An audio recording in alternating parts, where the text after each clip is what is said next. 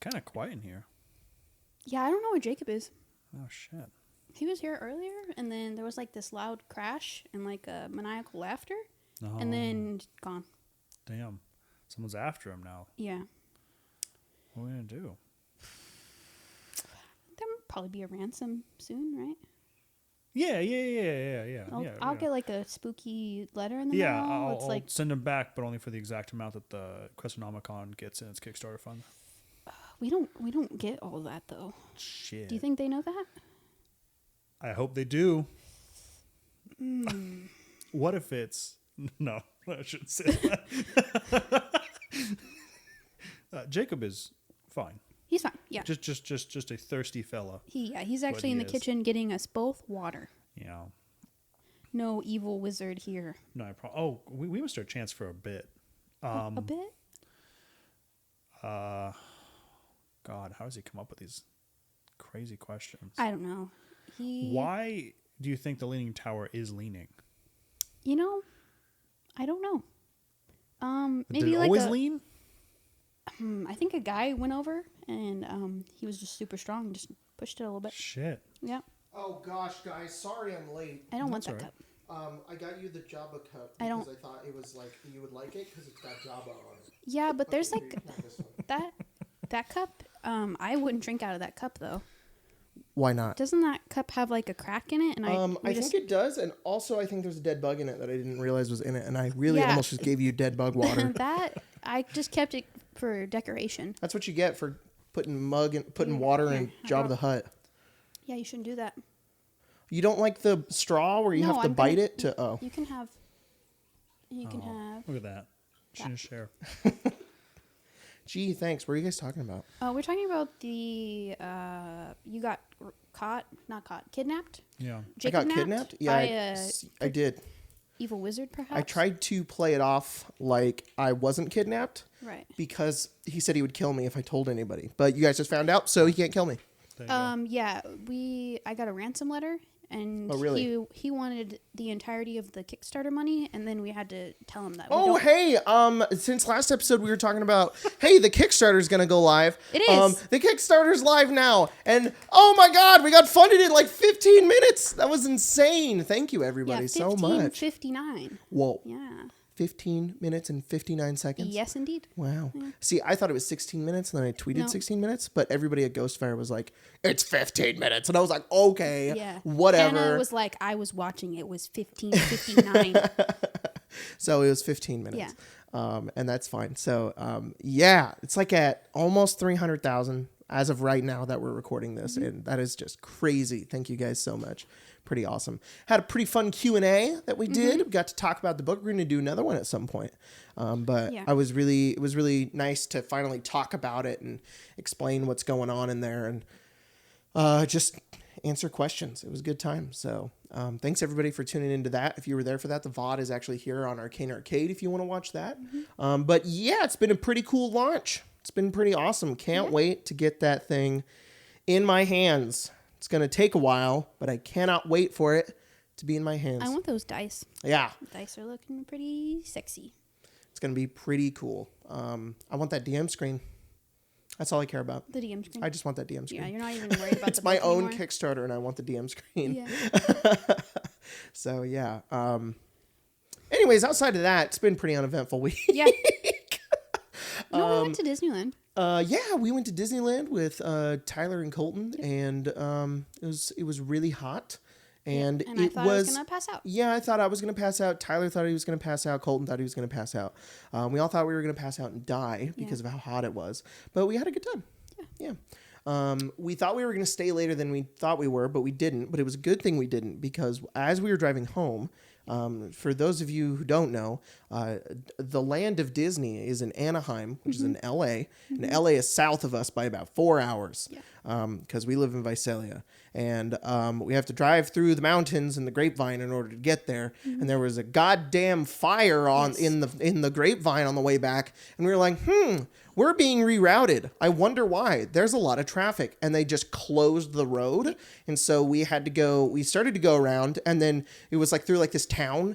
and there were like police officers that were like redirecting people, like we couldn't drive through it. Yeah. So we had to go really, really around through windy mountain hill roads, where I was in the back, Colton was driving, and I was just like staring down into the abyss of like, it was just like road, and then there was just darkness, and then it was like mountain up on our left, and then just a valley of pitch darkness, a pit of despair on our right. And I was like, I think I'm going to have a panic attack. Yeah, you were freaking out for a little bit. No, yeah. I was only freaking out because I was looking at it and thinking about it. Yeah. If I was driving, I would have felt fine. But because like I'm in the back and I'm like, what if we just fell in there? So yeah, but and then I was scared that the fire was going to spread and we were going to have no way home. Yeah. And I was like, oh God, no. But we were good. We were fine. I didn't sleep because one of our friends has a white noise machine. I'm not going to name any names here, but I couldn't fall asleep because that thing was very, very loud. So I slept for like 30 minutes, and then we got in the car and was like, oh, thank God I can finally sleep. Mm-hmm. No. It was too stressful. It's okay. When you came back home, you were able to sleep, like, and it was great. Yeah. Yeah. So, yeah, it was good. We were fine. It was a good time. It was a good trip. It was a little stressful, but it was all right. Yeah. So, I vow though to never go again in September. It was the worst. It was super hot and it was really bad. We went in July. Also, I thought it was going to be like a good day to go because it was 9/11, and I was like, there's going to be too many patriots, and I was like, damn it, people apparently spend 9/11 at Disneyland. It wasn't busy at all. There was a lot of people there. No. There was not a ton. Compared to when we went in July, there probably less than half of what was when there. we went with Maddie and Saban? Yes. You think there was more then? There was definitely more then. Okay, all right. Well, maybe it was a good day to go then. Yeah, I think it was a fantastic day to go. There were certain areas at certain times where there were a lot of people, but nothing compared to what it was. We were walking down Main Street in Disneyland at one point. We were walking to Rise of the Resistance because we were trying to get you have to get in a waiting group for that, and it's really hard. And we got it, and we were walking back to go get on it. And this guy ran up to me, and he goes, "Are you in a rush?" And I was like, and I didn't recognize him, and he didn't look like somebody who was working there. And I was like, what? And he was like, are you in a rush? And I was like, no. We kind of were, but kind of weren't. We were just on our way to a ride. Yeah, it's we not had like like we were an running. hour to get there. Yeah, so I was just like, no. And he was like, great, can I take a picture with you? And I was like, oh, I was like, yeah, sure.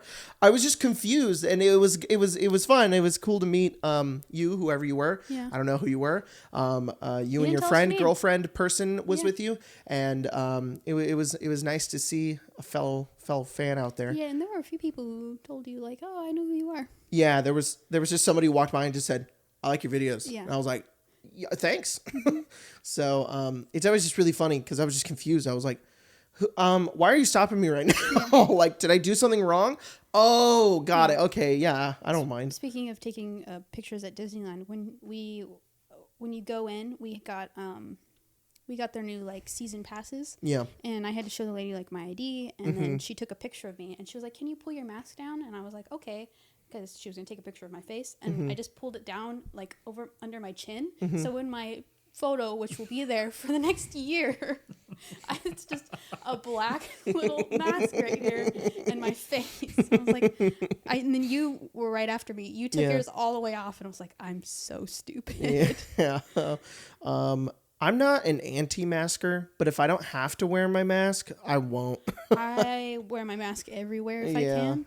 Sometimes if I don't have it on when I go into a place, I'll forget. It's not even that it's hard to breathe, because I don't agree with that it's hard to breathe. It's easy. You can breathe fine. It's just uncomfortable because I'm breathing on myself. Yeah. So I just feel like my own breath hitting my face, and like I just don't like that. The only time I feel like I can't wear my mask, and I still do, is if I'm ever around like a lot of people, I just start feeling really claustrophobic, and then like because I'm breathing like in my mask and on my face, I feel hot, and I'm like, I just need to get out of here.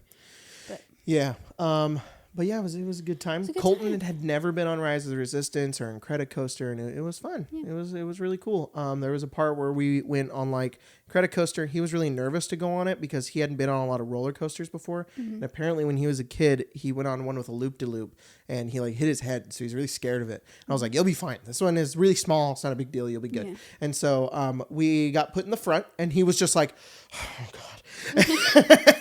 And after we went on the loop-de-loop, the ride is like super loud and there's music playing. And I heard Colton through all of that just go, "Oh God." It was really funny. And I was laughing. And then we got to a point where like got to like a really high part where you go down. And I just looked at him and I was like, "You good?" And he was like, "Yeah." And we just went down. It was funny.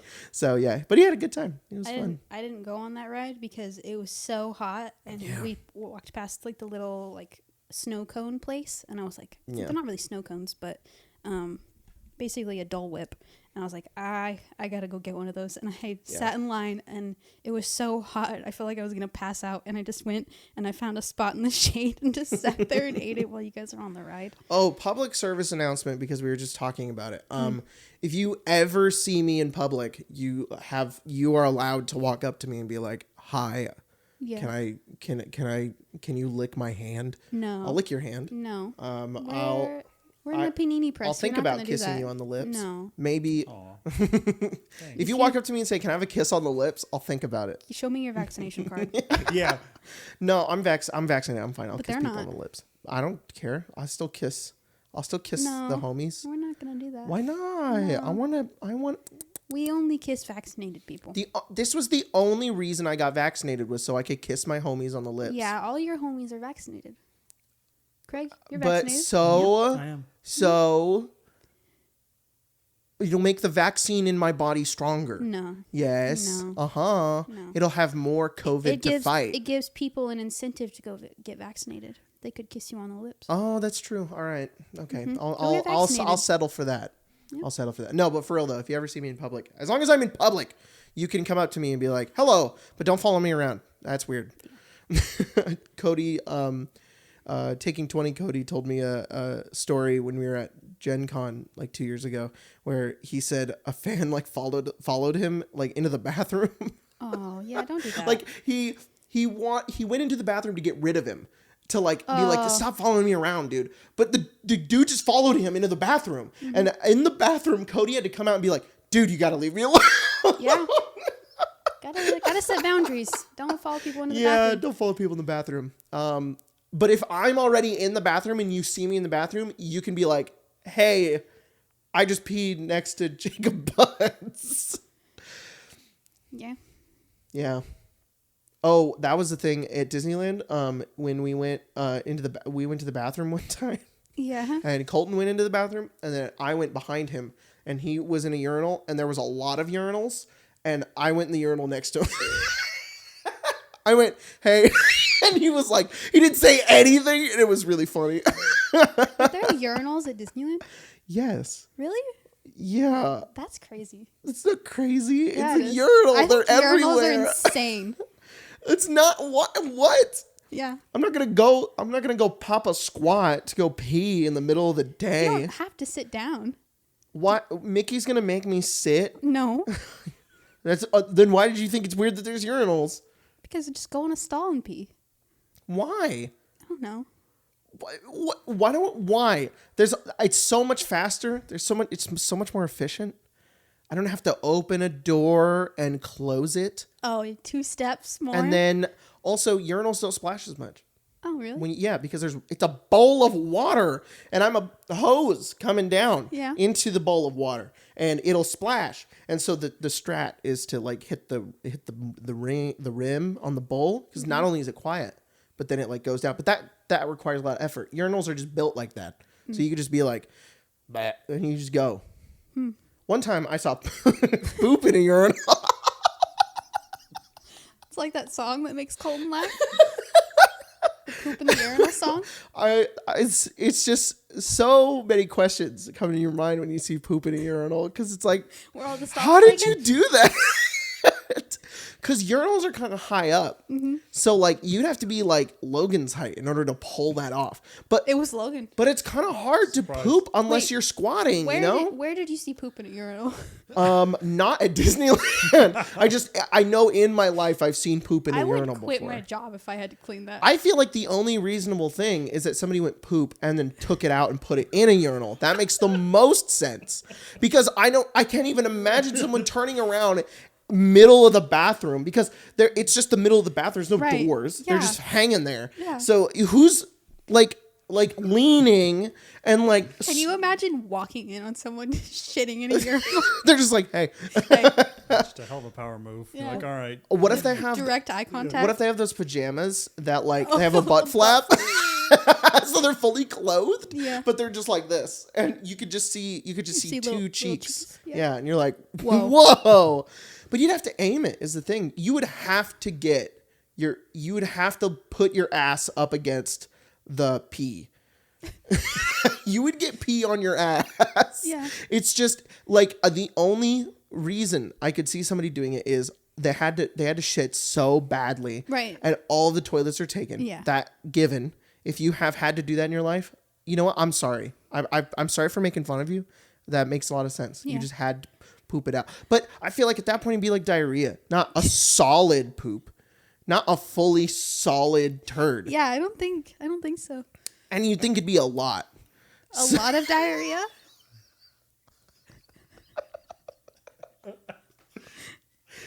This episode's going off the rails. Would it fill up the urinal? Would it fill up the urinal? There's not that much liquid in a urinal. Yeah, I know, but if it's part? The bowl part, I mean, probably. I remember it not. It was just like you just had like the bowls like maybe this wide. There's a drain, and it was just like drain this. like a sink drain. Is it just a hole, or is it like? I've never seen a urinal. This is hard to describe. Well, what's the drain look like? The drain, it's where like the pee drain. take a toilet but make it smaller. Okay, so it wouldn't fill up the urinal. It's like this big, but it's got a wide and then small. Plus, urinals can be all kinds of different shapes and sizes. Yeah. Personally, I like the rounded ones because I feel like you can pee on one side and then you can Beyblade your pee around it and it like goes in a swirl and that's fun. It's fun to do. The square ones are not fun because it just goes down and it's like, okay, this was made for efficiency, whatever. Nobody cares about how I feel about the urinal. At the bathrooms in Disneyland, do they have the little sinks? Yeah. Yeah. They also have little urinals. Really? Sometimes you have to go in those ones. I did. Sometimes there's too many dudes in there, and you should be like, I gotta go in the baby one. You gotta get your hands or on your knees and do it though. You have to get on your knees, and you have to go like this. At that point, why not just go in a stall? What? Why not just go into a stall? Sometimes the stalls smell like poop. Okay, so there's definitely a hierarchy here, and stalls definitely before baby urinal. All right? I would rather go in baby urinal than a stall. No. Wait, hang on. No way. Yeah, if you just had to pee, you wouldn't go in the baby one? To be honest, it depends on the situation. If I had to pee, so when we were at Lord of the Rings this last little bit, I went to the bathroom first and I stood. And then the second one, I went into a stall. But that's only because I wanted to stretch. Oh, fair enough. Okay. All right. Yeah, if I'm at the movie theater, I am so quick. I'm so efficient. I'm like reloading a gun in Call of Duty. I'm like, I'm out of there. Why was there a second pee? No, that was the sink from washing my hands. Oh, yep. But sometimes there's a second pee. Yeah. You know how you like unkink a hose sometimes? Yeah. Oh, yep. Yeah. Mm-hmm. Sometimes there is. No matter how much you shake and dance, the last drop is always in your pants. Wow. Yeah. Sun Tzu. All right, want to jump into some questions? We just talked about Lord of the Rings. Should we do those first? Whoa, wait. No, let's not explain it. Let's just do it. Whoa. Okay, so at our local theater, yes. Not really local, it's in Tulare, and it's called Galaxy Theaters, and maybe you have one where you live. I don't know. If you live in Tuscadero, you have one. If you don't, they are the most bussin' theaters ever because they have not only will they bring you food to your seat, which is really cool, but they have these really cool reclining chairs that are like, it's like a big ass chair. You get like an armrest and you can lean back and they also serve like alcohol. And they serve, you can get a beer, a pretzel delivered to you and lay back in your recliner with your blanket. And they do flashback cinema where they show old movies. And for the past couple of weeks, they've been doing Lord of the Rings. So I bought out a whole row and got all my friends and we went and watched, we missed the bill a little bit. Only 5 of us could go to Fellowship. But we had a lot more people come to Two Towers, which we watched the other day. And Return of the King is next Wednesday. Yes. And I'm really I'm excited. taking the day off work. Yes. To go It's going to be so hype. I'm so excited to watch. Watching the first 2 movies in theaters has just been so cool. Like, they're just so different. Just getting that level of quality, that larger-than-life sort of view on Lord of the Rings. Also, in a reclining chair where I'm going to get a pretzel delivered to me. Oh, my God. It is one of the greatest experiences. It's pretty awesome. So, yeah, it's been great. I have to agree. Anyways, we were like, let's do Lord of the Rings trivia this episode. Yeah. Because that'd be kind of fun because we just watched them. Do you guys want to do that first or questions? It doesn't matter to me. We could do trivia first. We could let the questions stew a little bit and do them towards the end. Little stew. All right, let's do this. The past couple times we played Lord of the Rings Trivial Pursuit, which is where we're taking these questions from. Spencer has won quite a few times. She knows, excuse me, just as much Lord of the Rings as I do. I know more than you do. Wow, really? Yeah, I've won. Okay, so Consistently. sometimes it's luck based. Okay, Yeah. so I've beat you before. Once. That is wow. Okay, so we're gonna be competitive today. That's what's gonna happen. We talked about the nature of my competitiveness the other day and how I will only be competitive if I know that I can win. Yeah, I think that's ridiculous because you should just Yes. be competitive no matter what, Sure. or not be competitive because But you know what? You go for it. Be I'm prepared trying to to lose. give you what you want. And trying to I don't be even the know if we're going to keep track of score. So People will. You know what? All There of you you go. guys keep track Yeah, of score. keep track at home. And we'll figure out who won when this episode goes up. All right. Throw me a question. Oh yeah, it's weird. The answers are on the back. Yeah. How do we decide? There's so many Oh, questions. on here. so there's 6 different categories, and you pick a category, and then the answer is That, related to the little sheet will category tell on the you back. What the categories So like are. if it's a leaf, which is good characters, While that you, is on the back. Figure that that's out, I where- could open this. Yeah, please. Okay, so got- before we answer some Lord of the Rings trivia questions, we're going to open some mail From Steven. from Steven. We got some mail in our P.O Box. Thank you so much, Steven, for I sending don't us want something. to mispronounce your last name, so I'm not going to attempt it. And we are going, if you guys want to send us stuff, we'll open it right here on the podcast. You can send it to the P.O Box that's in the description. I believe that Craig was correct. Oh, goodness. Is it possibly some Magic the Gathering cards? Appears to be some Magic the Gathering very cards. cool. Thank you, Steven. These cards, I love these new Magic cards. They're very, very cool. Steven was in the Discord talking about Oh. it. So Very Steven. cool. Awesome. There's something in the middle here. Oh, is it a little surprise? You got some booster packs. Oh, That's a very little, cool. A little protector case there's some cards in with there. some stuff in it. Is it a fireball? It is a fireball. Is it anthrax? It's not anthrax? Oh, Oh, think? Do you think? Fireball. I just want to open You this get one, that and then tape. we'll see what the. You got What are this. you futz with that? Yeah. I have a question. Oh, I'm ready for a Just- question. No, well, not that question. No, I have any a question. meta question. Yes. There's a lot of categories. Do you want There to are. limit it in any way? No, just No. maybe just go down the card. Oh, I can do that. Yeah. There you go. Easy enough. There you go. The Steven, make you it take the. this real good. Ooh, there's one little piece. I feel like she's good at the lore questions, and I'm good at the behind the scenes. It ones. is a fireball card, which is a very Thank you, cool card. Steven, for the fireball. I Fireball. appreciate it. Do they make you a custom? Oh, is it just an actual? Is It's a actually Farida's card? fireball. Yeah. Oh, Fireball. Yeah. Very cool card. Very nice. Thank you, Steven. Oh wait. Oh, oh yeah. there. And we'll open these later. Cool. Okay. You don't want to open them right now. Just see the. Oh, please open on the podcast if that's okay. 1 pack for Jacob and 1 for Spencer, and a card just for the wizard. What? Sorry. All right, wizard. I'll make sure the wizard gets that one. That can be the ransom that we have to pay for. There we go. Getting it. That should be good. Do we want to yeah. open these? Yeah, let's do it. Let's do it. rip 'em, Maybe rip 'em, we'll rip get something cool. I want that one. Okay. See what it is. All right. For those of you that don't know, Magic the Gathering is owned by the same company, Hasbro, Yes. and Wizards of the Coast. So they do crossovers sometimes. But this is the first time in 30 years Magic has done a crossover with Whoa. D&D in their own products. We have tons of D&D products with Magic stuff, but not this. What's the last Hell thing yeah. they did a crossover with? Technically, I think Godzilla Hey. recently. I got a little signed art piece. Oh, Those I are think it's- actually you mean- super expensive. Really? They are. People are. We have- There's a lot of people collecting those. We have It's one of a those. it's a you Very meet in a expensive. tavern. So oh. there you go. That's Don't fun. we have another signed one? I think we have one. Yeah.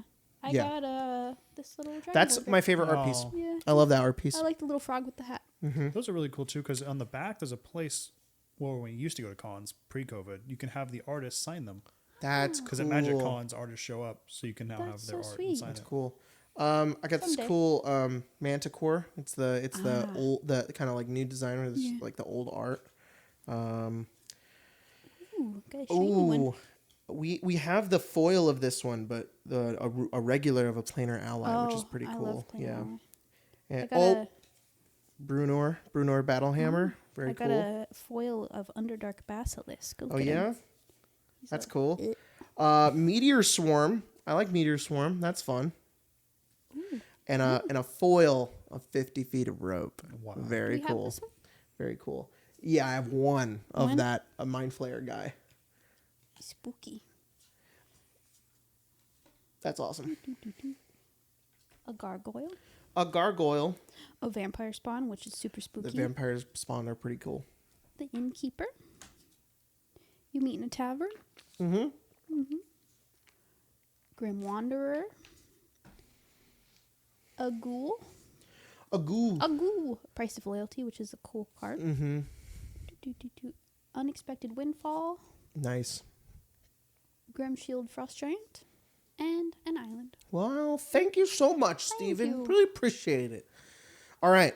We'll add these to the collection. Throw me a question, Craig. Okay. Okay. The first category is good characters. Oh, you know what you guys should do at home?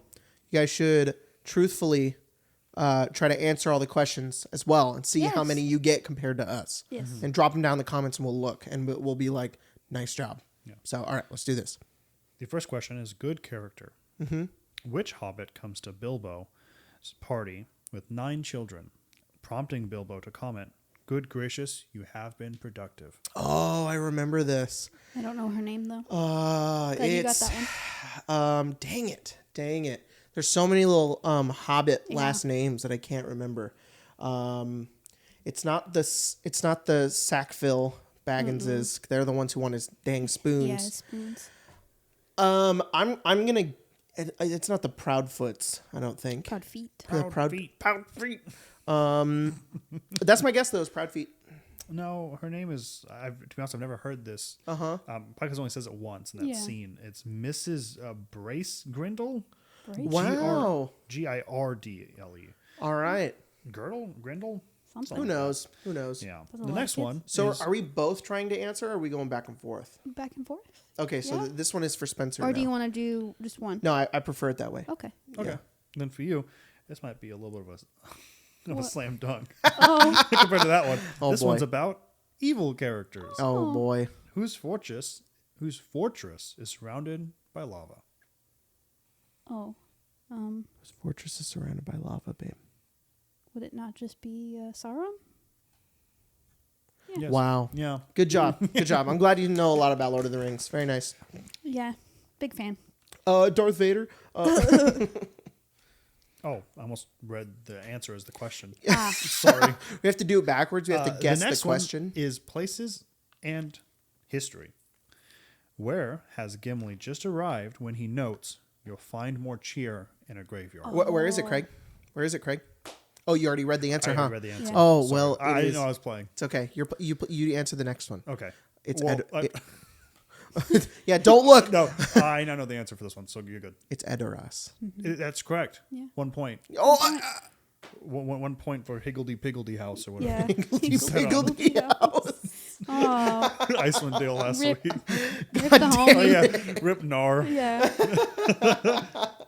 Okay, this one is things. Things. Just in general, The just ring. things. Done. That's Yeah. my next question. Yeah, Your next that's question. it. You did it. Read it. I hope that is what it is.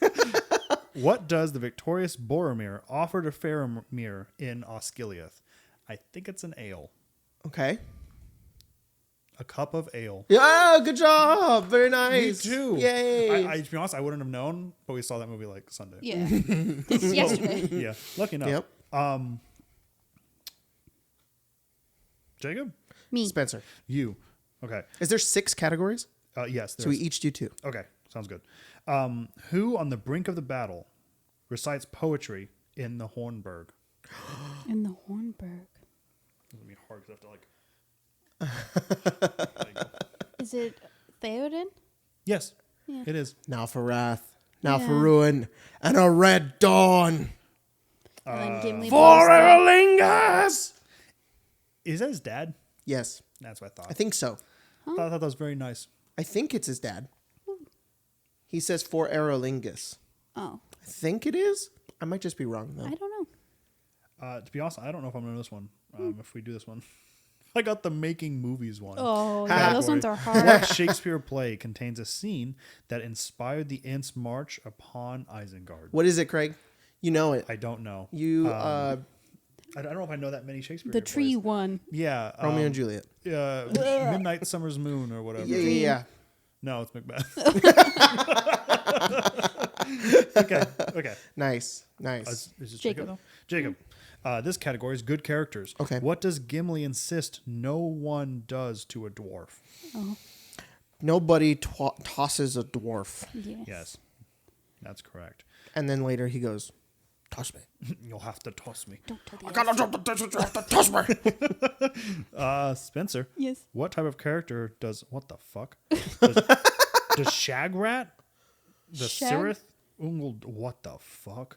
Oh, it's yeah. This is a lot of black speech on here. Can I see? Never Yeah, has of that course, you're tongue welcome been to. uttered in its place. The rest of it makes more sense. What type of creature does Shagrat, the something, refer to as a Mongol rat?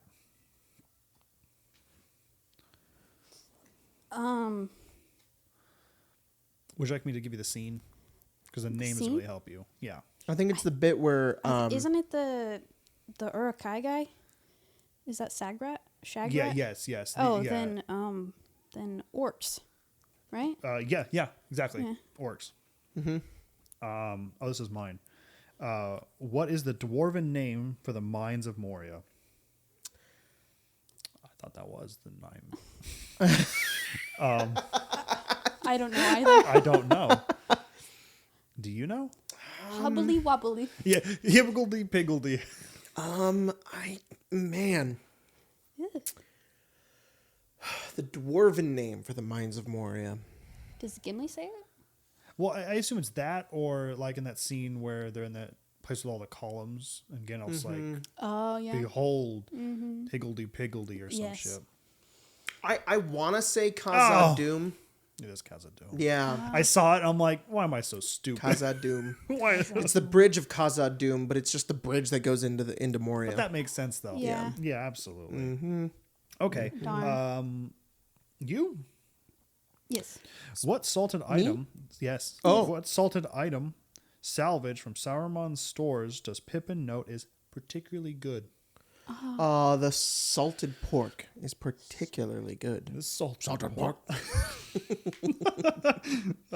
This one is warfare. Who finally allows himself to shed a tear after the defeat of Sauron? Oh. Gandalf? Yes. No. Gandalf. Fuck. Yes, Gandalf the Grey. That's what he used to call me. Who said his character's screen movements were inspired by a cat trying to regurgitate a furball? I can only assume it's Andy Serkis. Yeah. It's Gollum. It is. Yeah. It's Frodo when he looks at Sam. Yeah. Okay, well now change it up so that you don't get the making movies. Oh, one thank every God. time. Yeah. Gracious So now God. start with Spencer. Start with Spencer. All right. Okay. It's just Who explains to Aragorn that Arwen's mother died of grief after her husband was slain? Oh, Theoden. Thank you. Yes, it is Theoden. should have loved her as a father. Yeah. God, I love that scene because like she's just having a good time Yeah. with Gimli and like haha, we're having a good time, and Theoden's like Her dad. her was dad's killed dead. And your mom and Aragorn's died like, of sadness. I was absent. Now I feel grief. Yeah. He's like, Jesus, man, stop. Stop. She can't cook soup. God, she can't. Is it Arwen? Eowyn. Eowyn and Arwen. Arwen. There we Eowyn go. and Arwen, and then And her Eomer. brother's name is Eomer. Yeah. Oh. Um, The fireball fell. Mm-hmm. Oh no! And then it's Theoden, and his son is Theodred. Yeah. Oh, that makes sense with his father's name now. Fucking. Do you think Wormtongue just killed that guy? Who? Theodred. Oh, Theodred. Yeah. Ooh. Oh, like stab him in the night or something. He killed like him? he just like let him die or something. Or Yeah. like maybe Well, him? I don't think he killed him. I think he let him die. Something. Yeah. I don't know. That scene. I wouldn't go past him to anytime kill him, like the scene where he comes in and starts and she's like crying over him and he's just like, oh, he must have died sometime in the night. He's like, I just left the room. I killed him. Yeah. Yeah, I never noticed until we watched it in theaters that when he's talking to her and he puts his hand on her cheek and he says like the morning sun melting the night's frost. Yeah. He puts his thumb around her neck. Yeah. He goes like this. Yeah. And then she goes, "You're poison." And then it's kind of a cool scene because you can kind of see her like almost fall into it because she's just that alone in that moment. Mm-hmm. She's like, "No, I'm gonna break your neck." Yep. Yeah, she's fuck you. I'm gonna game in you, bro. And then she sees Aragorn in the distance and just then her heart gets broken several times. Poor Eowyn. She's fine. She gets her love in the end. Yeah. Her and Faramir can bond over their very similar stories. Yeah. They do. They do very similar. Did your dad also not let you do all the cool things? Oh yeah. Oh. That's cool. Is your dad dead? Oh yeah. Mm-hmm. Our dads are Wait, dead. do you have like an older sibling who's like everybody likes a lot more than you? Yeah. Oh my God, we should be together. Yeah, we should hang out. You want to come be a king over here? Yeah. I like to think. No, I'm pretty sure this is true. What? That Eowyn is like Faramir goes with Eowyn to Rohan. Yes. Yeah.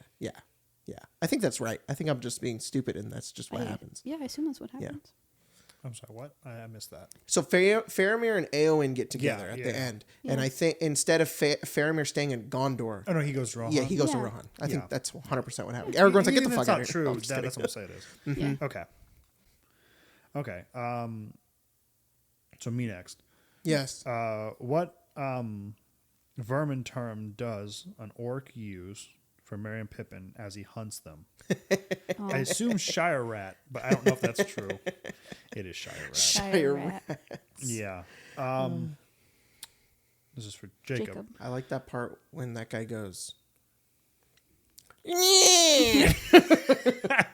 what about them? They're fresh. I was sitting next to Emma's boyfriend. Yeah. Senyo. And me and Mia were laughing the entire time. I felt so bad. I mean, a couple times he laughed with us, so he was like, "I got the joke." But anytime we hear that, we think of Landon doing it. Yeah. So we laugh every time. He's like, "Did I miss something? Was this supposed to be funny?" We're like, "No, just started." It's a meme. Yeah. What about that? They don't need those. Yeah. I was crying laughing at Frodo throws the bread and Smeagol walks over and he goes, "What does it give us? Is it tasty?" And then he spits it out. Yeah. We can't eat hobbits' food. I laughed so many times. God. I laughed at that point where Faramir like chokes out Smeagol at the end. And he's like, he's looking at Frodo, he's like, "Go with the goodwill of all men." While I beat up on Smeagol. The goodwill, and he's like, "Thank you," and he grabs Smeagol. He's like, "What are you taking them?" You son of a bitch. The goodwill I of like men, that. of course. I might just be dumb. Is there like a reason they hate Smeagol? Because as far as my brain goes, they just hate him because he's Smeagol. And that's it. They're like, this guy's gross. Let's beat the shit out of him. Yeah, they're awfully mean to him. Yeah. I assume there's some book thing. Probably. Well, they don't meet in the book, do they? No, they meet in the book. Faramir? Yeah. And Gollum? Yes. They all meet in the book. They just don't go to Osgiliath. They don't go to Osgiliath. Yeah. Yeah. It's I don't know, because it is a little unprompted and he's a little brutal with poor Smeagol for no reason. Yeah. I mean, towards the end it makes sense because he knows that he's taken him up that path. Yeah. Maybe there could be better ways. Yeah, I always thought like maybe it's because he entered the pool and it's the forbidden pool, but like, why? Well, why do they care? I think when they're like trying to get the information out of him and they're kind of beating him up, they're kind of just like, that makes he's sense. Just fucking crazy and didn't give us any information. But why beat him up and not the hobbits? I don't know. Because he's gross. I don't know. He's already beaten. That's like what I think. It's like he's just maybe nasty because looking. like Frodo and Sam lied and then was like, "Oh, we don't know who you're talking about," and they're like, "Well, he must know something." Yeah, it could be. This is the first time as we are watching on the big screen and then the extended cuts. So many different things are like made aware. The second one's my favorite. I mean, it's all very close to the Return of the King because Return is very good too. This one poked a lot of holes in its own story. Yeah, and maybe because I was just more aware of it and I was looking at things in different ways. I was like, that's odd. That's not the same thing. I was like, why are they beating up on poor Smeagol? Yeah. And Smeagol completely, spoilers for a movie that's 20 years old, and gets rid of Gollum. Yeah. And that was like the night. And a day or two passes, at least what it feels like in the movie, and he gets beat up and he's back to Gollum again. Yeah. So what a fucking roller coaster for poor fucking... Yeah, it's pretty crazy. And then he leaves them to get kidnapped. Does he not find them? Is he just happenstance? Isn't...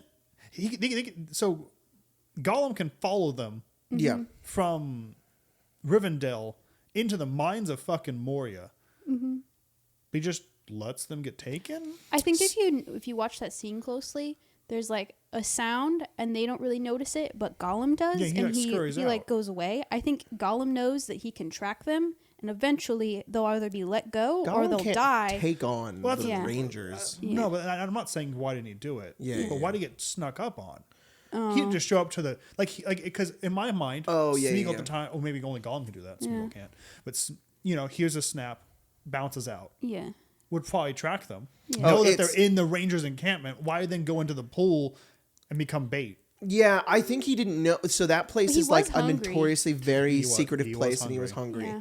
And so like he went in, and I think he was staying nearby, but didn't think that they would take any heed toward that pool. Yeah. But also it's the bird sounds. So when you hear like the whoop, whoop, and there's like the bird sounds, it's the Rangers. They use them as call signs. Yeah. So Frodo and Sam are like, "What the fuck is that? That's a weird sounding bird." Smeagol knows what it is. He's like, "Oh, okay, I'm getting out of here. Yeah. This is bad." Also, I mean, Smeagol's also really dumb. He legitimately believes that Frodo doesn't want to destroy the ring until later because as far as he knows, Frodo just wanted to go to the Black Gate and see it. That's all he thought he wanted to do. Also another thing I noticed, I was like, he's awfully willing. And he's like make his mind up to kill them till like much later. Yeah. I don't think he fully understands what they're there to do. Yeah. And he's also at war with himself. But see, that's the weird thing too, because then I also thought about it because if Gollum has no fucking clue, but then Saruman didn't either.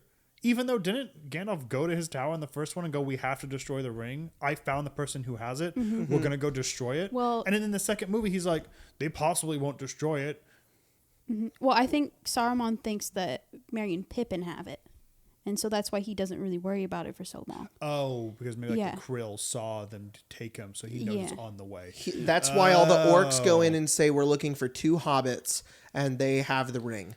I think it's Saruman's hubris. Because he doesn't know those 4. Yes. I think it's Saruman's hubris that lets him on to not tell Sauron that that's what the ring is. He goes, "I'm just going to deliver it to Sauron and not even tell him that it was in the hand of a hobbit. Like that's too beneath me. I'll just tell him I'll have his ring soon, and then he'll believe me." He and then never knows until later when Grima tells him that there are other people that are working with Gandalf. He just thinks that there's a hobbit. Yeah, he only said that it was with 1 or 2. Yeah. He also doesn't specify that they're going to destroy it. He just says it's in their hands. Yeah. So Sauron knows they have the ring. Doesn't Gandalf bring it up that he's like, "We have to destroy it." Yeah, we have to destroy it. He does. I think he does say that we should destroy it, but I think that Saruman believes that Gandalf believes that, but he believes that everybody's going to become corrupted, and Sauron believes that people will use it against him. There's a lot of stuff I didn't quite see, but is it common knowledge that that's the way to destroy the ring,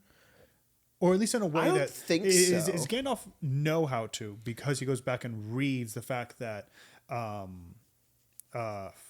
what's his name?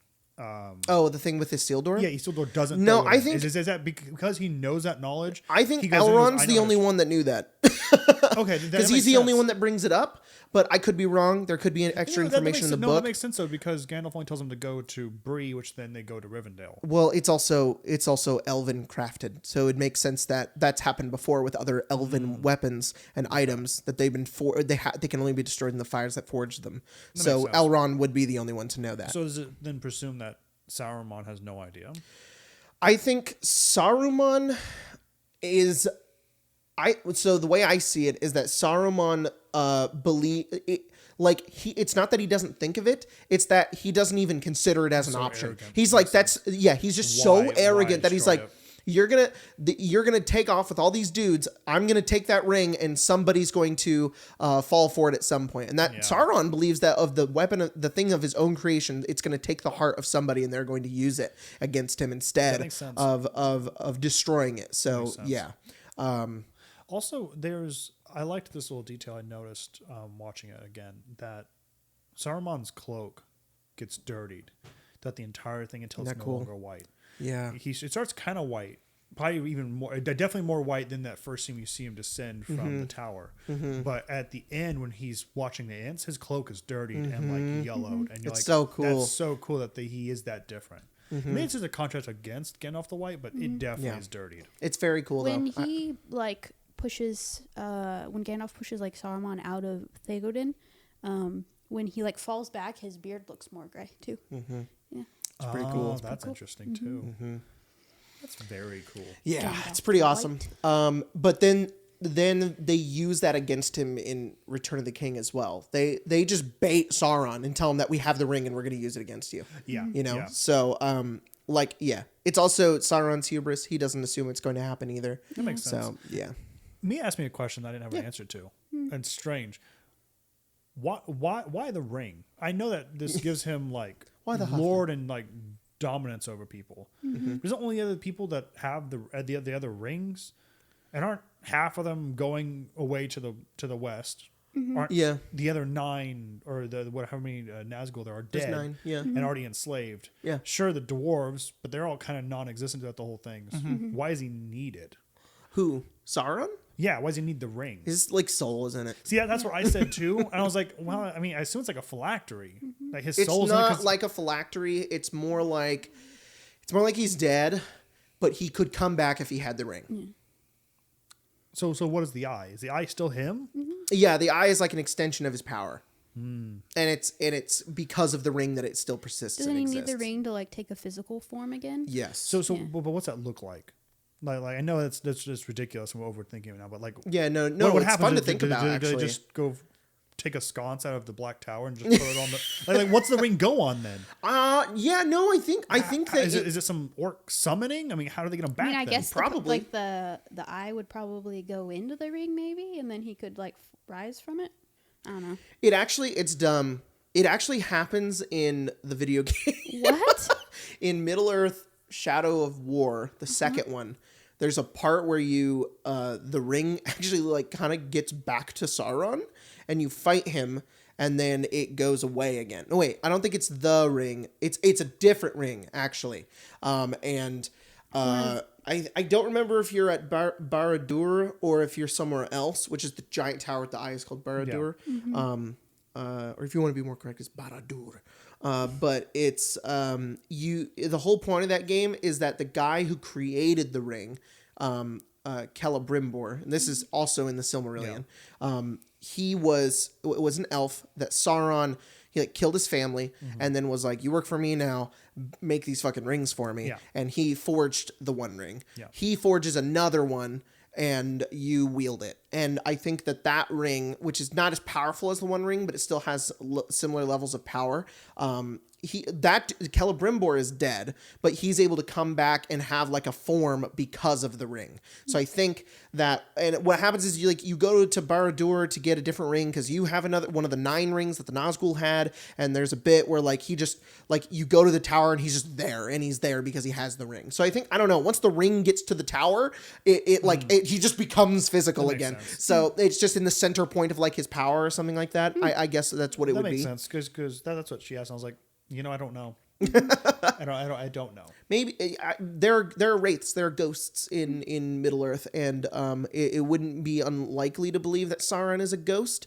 See, but that's exactly what she brought. She's like, well, because all the 9 are dead, and I was like, that's true. Yeah, and they're back, and they're kind of ghosts. Yeah, she's like, well, then why is it? But we see Sauron's like ghostial visions sometimes, especially in The Hobbit, which could be just the problem of the next trilogy. But he was actually you see him, so why can't he leave? He was supposed to be in Return of the King as a ghost. At the very end of the movie, there is, and they took it out, and I think it was good that they took it out because I think it would have been silly because it's not in the book, and it would have been kind of dumb. And while it would have been like it's a cool idea, but I think it would have just been dumb. Yeah. You know that giant troll that Aragorn fights at the Black Gate, yeah. That was supposed to be the ghost of Sauron, who's like, I'm gonna fight you, and you can actually still see the tip of his blade that didn't get completely covered in the editing of the CG, because they did it last minute. They went, no, this is a bad idea. Let's just put a CG troll in there instead. Yeah. And then they put the troll in. But there's one frame where you can see like the tip of a blade coming out of like his arm where like his weapon is. And that's Sauron's original blade that's there, because I think they had a real prop on set that they used for it.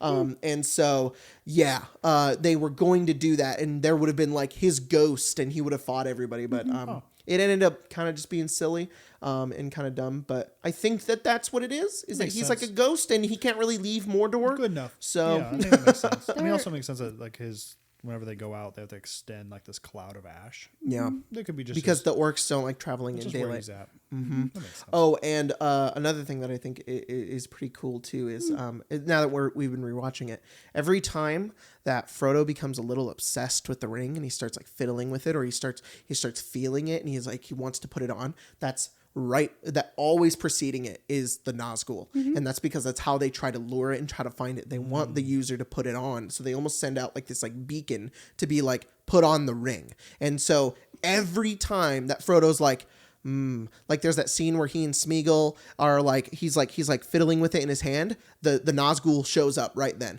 And then there's another part in there's a couple of parts in Return of the King where it happens as well, and I think there's another one I'm just forgetting in Two Towers. Osgiliath? In Osgiliath, yeah, he starts feeling it and he really wants to put it on, and then he knows that they're coming, and then he's like, they're here, and that's like how he knows. That makes sense. I didn't know that. That makes a lot of sense. It's pretty cool. So people think that Sauron's going to be in the Lord of the Rings show. I sent you a TikTok about that, really? And I would be so hyped for that. I think we probably saw the same TikTok. Is it the Lord of the Rings guy? Don Marshall, the obscure Lord of the Rings facts guy. Yeah, he's very cool. Yeah, I watched that one. Love his TikToks. Yeah. Cool. Sauron's hot as fuck, and he I hope he's in the show. That would be really cool. But anyways, that was a really long tangent. Yeah, I had a lot of questions. I always answer a lot them. of it came into because Mia was like, what about these things? And I'm like, you're right. I don't even always know all the answers. I just like talking about it because it's fun to think about too. If he would have put in his butt, would he go invisible? I did not have that thought, but I'm like, is it only the fingers? I think that Don Marshall did a TikTok about that, and he like confirmed yes. Could you imagine? He's like, Tolkien actually wrote a letter that said, if you put it on his cock, it would totally put him invisible. If you're wearing it, it's Frodo Baggins put his ring around his girthing cock and went invisible to sneak away from the orcs. Girthing? And then the Nazgul went and sucked it right off. Some weird fan fiction. And it's the scene where he gets stabbed. It's the same thing. It's the Nazgul head goes down and Frodo goes. Sam's saying he's like, it's a Frodo, but instead he's like betrayed because he's like, me. I'm supposed to be me. My job. Not fucking the Witch King of Agnes. Stay away from him. Sheesh. All right. Oh man. For you. For me. More like middle girth. What does Sam claim? Oh, Jesus. What does Sam claim he was doing after being caught eavesdropping at Bilbo's window? Trimming grass. Mm-hmm. Yeah. Yeah. Cutting the grass. Yeah. This one's for me, and then you're stuck with the bad one. That's fine. I'm cool with that. Which two hobbits does Boromir tutor in swordplay on the road from Rivendell? It is Merry and Pippin. Yes. Yes. Yep. Yes. And then they trip Aragorn. I thought that was fun. They do. Yeah. They're pretty good at it. To be honest, they fight. Maybe it's just like plot armor, but like Little rogues. they get them. Yeah. They're like rogues. They use subversive tactics and they're really witty and cunning. They also kill a lot of Uruk-hai and orcs with rocks. Yeah. Just dead ass rocks. They had some arms on them. Mm-hmm. Watching them at home, I was like, how are those rocks even doing anything? And then when you watch them in theaters and you hear the slam of the rock, I'm like, that would kill somebody. Even in the end, in Return of the King, they even use their subversiveness and their cunning and their wit in order to defeat their allies, or their enemies. Like how Mary stabs the Witch King in the back of his leg. Yeah. Like he just gets just a sneak attack. I also basically. think it's cool that maybe it could be also just that they're so small that everyone overlooks them. Yep. Mm-hmm. And even as a race, you're just so like I'm just gonna turn my back on you. And That's the whole point of them. That's why Frodo's able to get the ring to Mordor because it's just the most unassuming thing to go and take that. You know. Good on halflings. Speaking of. What piece of attire worn by Gandalf in the books was added to the film after Ian McKellen noticed it was missing from his costume? Oh, really? Oh, I didn't even know the piece was even added there. I didn't see it. There was something added. Yeah, what piece of attire worn by Gandalf in the books was added to the film after Ian McKellen noticed it was missing from his costume? Oh, wow. That's kind of cool. I want to know this one. I'm going to guess...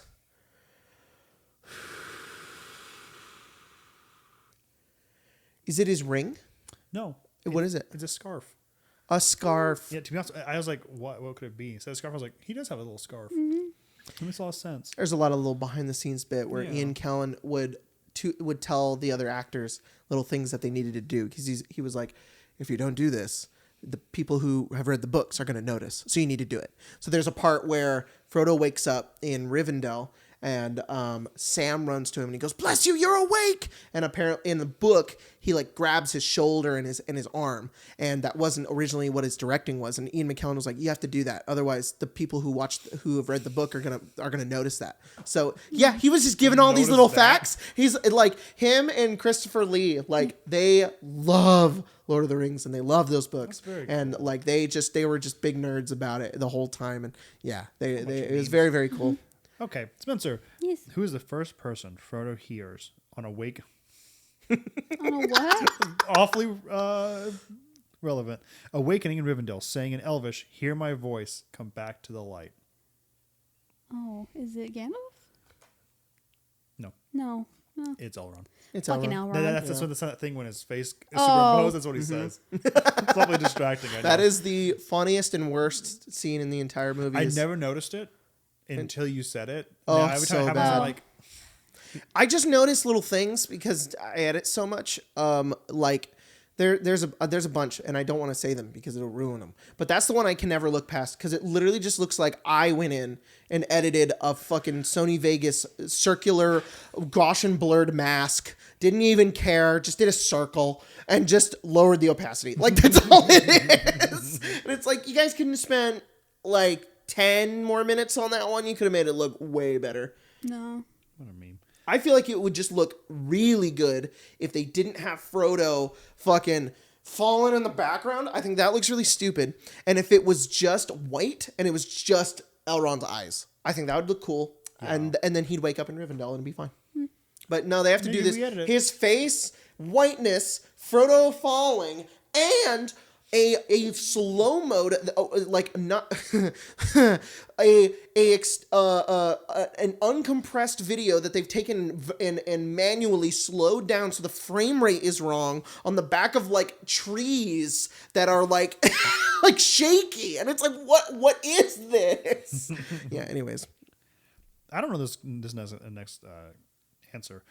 For me, which king boasts the biggest sword rack? Which king boasts the biggest sword rack? Yeah, I have no clue. I mean, there aren't many kings. There's probably only one in the entire thing. The biggest sword rack. If it's not the king of Rohan, where are the kings we meet? Well, let me help you out. It can't be Denethor because he's not a king. He's a steward. He's a steward. And there's no the king's the Witch King. Yeah. Agmar, I don't see him going. No. He's got a big mace. Check this. Yeah. He's got a big mace, so it has to be. Oh, maybe that's what's the rack? I don't know. Ornate jugs. It is the Witch King. No, really? Yeah. Oh, there's the scene where does he boast? Okay, no, it's the scene where he's suiting up in Return of the King. They're talking about the Witch King of Angmar, and there's the bit where they put the helmet on him, and his hand grabs the mace, and it's in his tomb, and I think there may be like in the background a bunch of swords. This is a weird wording because does rack not mean like the rack which the sword is on? It was in the question, which king? There it was. Well, speaking of for you, all right. What force is the source of the Limelight River? What force is the source of the Limelight River? Yeah. What force is the source? What forest is the source of the Limelight River? Oh, what? But that's Lim light. Yeah, You're yeah, not pronouncing it correctly. That's just a weird question because what force rivers is the source? Source in mountains, not forests. But okay. Fangorn? Yes. All right. There you go. What does Rosie wear in her hair at her wedding besides flowers? Ribbons? Yes. Very nice. Mm-hmm. Very nice. What father laments I wish we saw this one. No parent should have to bury their own child. That makes me cry every time. Yeah. I was... Good old Theoden. God, that scene. He was my favorite when I was a kid. After watching it again, I'm like, he's still my favorite. Yeah. He's in my top 5. Mm-hmm. He's so he's good. Very human. So good. Yes. That's what I love about him. Like the best guy. He's just kind of there. Yeah, and that's why I like him so much. Yeah. The I Know Your Face in Return of the King gets me It gets me, but when he comes back and you watch it again in Two Towers and the first person he sees is Eowyn, he says, I know your face. I'm like, ah! Yeah. It's very crying good. in the club. Yeah. Yeah. I like that he doesn't necessarily like really stop her. Like he does. Yeah. He's like, you're going to get away. But I have to do this. This is like my job. Mm-hmm. Where was Gondor when the Westfold fell? Well, God damn it. Where were they? Over there. Yeah, they were just over there acting up. Where was Gondor? What set was built in 8 months but only used for 8 days? That's for him? Yes. Really? Only used for 8 days 8 and it spent days. him 8 months? Yeah. Took him 8 months to Whoa. do it, but only 8 days was set. Well, dang. Okay, it's not Hobbiton. It's not the Shire. They spent like 2 years on that. 8 months and they only used for 8 days. It's not. It can't be Helm's Deep. There's no way they only spent 8 days at Helm's Deep. I have an idea. Yeah. Yeah. What's your idea? Edoras. Edoras? No, they did a lot of. There's a lot in Edoras. Yeah. I think it's more than 8 days of filming. I don't know. There's a lot of scenes. It's got to be something small. Yeah. Oh. I have an idea. Another idea. I don't know. It, I want to know though. Sauron's Tower, maybe? I was going to say Isengard. No? Yeah. It is. You're right. It was Edoras. They only spent 8 days of filming in Edoras? That makes sense, though. Yeah. Makes sense. A lot of them are just establishing shots. Yeah. No, but they do the whole party in there, too.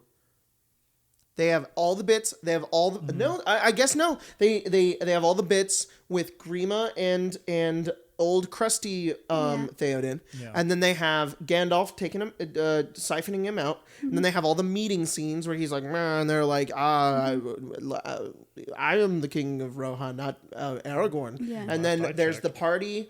And then there's the Gondor calls for aid and all that bit. And so funeral, I guess. Well, they would have to have filmed it all at once because. Well, I mean, most of the people that they like, it's usually like pretty big group of people, so they probably just did a lot of it in like a day, and then the other little shots they did throughout. Plus, they don't spend a whole lot of time there. No, they leave. They establish it pretty quickly, and then they bounce to Helm's Deep. And then they come back, and it's like, yay, we lived. And even Let's then, go fight over they have here. to leave again because like the beacons are lit, and then Pippin gets all mind gonked by the mind gonked by the seeing stone or whatever that falls out of that robe. Yeah, the Palantir. Yeah. All right, you want to do one more card? Absolutely. One more card, and then we will do some questions and then have a 2-hour-long podcast. Yeah. Oh, really? Yeah. What 3 hobbits share a bed the night they hide in Bree from the ring wraiths? Oh, for me? Yes. Oh, wait. Let's change it up. Sure. Now you're first, so we have different questions. So now you answer this one. What 3 hobbits share a bed the night they hide in Bree from the ring wraiths? I think it's everyone but Frodo. Who's everyone? Pippin, Merry, and Sam. Yeah. I think it's even. It doesn't matter. No, you're right. It is. Because Frodo doesn't really sleep. He kind of just sits there. Yeah, because Frodo doesn't sleep the whole really time. cool foreground, background, middle ground shot of Aragorn next to the window, Yeah. and then it's. I assume Frodo because he knows they're there. Yeah, and he's then the sitting other 3 up. are just hobbits and retarded. Yeah. Neither living nor dead. Then the second one would go to you because you're going to get the hard one at the end. Oh, that's okay. What special day is it when Gollum acquires the One Ring? Oh, it's his birthday. Is it really? Yep. He goes, give it kills to me, his my friend sweet. for it. It's my birthday and I want it. Oh, And I was thinking the and one Deagle where is like- I thought the one where he bites Frodo's finger off. Oh, I was like, it's his birthday when he dies. dang it. No. Whoa. Yeah. Deagle's so stupid looking. He deserved to die. What's his name? Dumb. Wasn't called Deagle? Dumb Gold. His stupid hat. And he's missing his teeth. He looks like that. Yeah. I'm glad he's dead. Leave him alone. They couldn't make him too likable because they're gonna kill him right out. Yeah. Do you know what? Like, hey, My favorite sorry bit about of your wife and your acting kids. that Andy Serkis does in the entirety of the movies. What? Even though he's doing awesome with Gollum, and there's so many scenes, he's great. And Tasty is really good.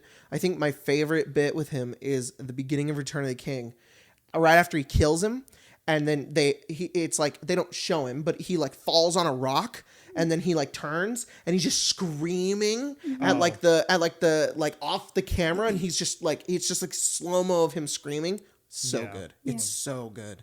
The Gollum where he's in like that mid transition where he's climbing underneath into that cave. His eyes are all like gross. He kind of looks like the Grinch. That guy, he does. That Gollum's the worst one. Yeah. This one's yours. Yes.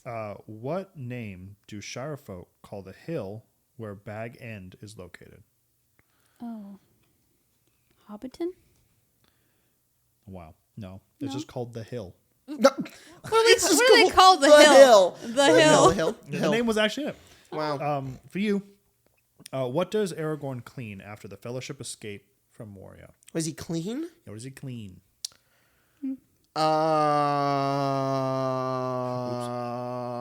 I accidentally saw my answer. Oh. What does he clean? He washes his hair, of course. It can't be his sword. I don't know. Is it his? It's his sword. Yeah. Okay. It's his It sword. Give a little wipe down. All right. Mine was, what does Gandalf strike the bridge in Moria with as he confronts the Balrog? It's a staff. Yeah. Even though I saw it. That's it was- not too it was- difficult it of was one. a staff. Yeah. His second one, which I didn't know there was 2. Yeah. Yeah. You were like, how did he get his staff back? And I was like, I don't know. And then I went to the bathroom and looked it up, and he just had 2. Oh, I thought you just knew. And they actually explain in The Hobbit too. I don't know if this is canon with the books or not because I haven't read them in a while. But in the Hobbit movies, freaking what's his name? Krusty Brown Man. Yeah, he's not in the book. Radagast isn't in The Hobbit, so it can't be. But in the movies, Radagast gives him that staff. Oh, that's cool. Yeah, so I like Radagast a lot. I like Radagast a lot He's too. cool. Yeah. All right, Spencer, this is the hard one for you. What reclusive designer, according to Peter Jackson, had to be located by tracking a FedEx van? Designer? What reclusive designer? What reclusive designer, according to Peter Jackson, had to be located by tracking a FedEx van? I have no idea. They had to locate a designer Yeah. by tracking a FedEx guy? What the hell? No idea. Someone named Alan Lee. Alan Lee. Alan Lee. That sounds like I feel like I know that name, and I'm just dumb, and I should know who that is. That's weird. What's the story behind that? That's pretty That's interesting. probably a good story there. Okay. Wow, there's so many questions. Guys, this episode's going a little long, so I appreciate that you are still here and you're willing to listen to some questions. Apparently, Alan Lee did the illustrations for Tolkien's books, and he worked as a concept designer on Peter Jackson's movies. Wow. That's very cool. Yes. And he got lost in a FedEx Apparently. truck. Oh, no, sorry. He didn't do the illustrations for the books. He was inspired by the books and has a bunch of artwork, apparently, of stuff from the books. All right. Let's go through these questions here. Two Gnomes in a Trench Coat asks, all right, buds, you got some nerve asking for questions. Not posting a smog blast, then asking for more questions the next week. Sorry, guys. It's been a long week. Yep. Also, if your characters hosted a reality TV show, what would it be about? A reality TV show? Yeah. I don't know. Damon would host like a Martha Stewart kind of show. What? But it would be about building little pets. Oh, instead of like crafts little and automatons. Food and stuff, it'd be like, here's how to build this little squirrel guy. Mm-hmm. That's sweet. Mine was kind of in a similar vein. It was Food Network oriented. I was like, maybe Lazarus could be like Hell's Kitchen, but instead he goes to like really nice places and ruins them. Dang. Oh. Yeah, it's the reverse. Sheesh. Yeah. That'd be pretty fun.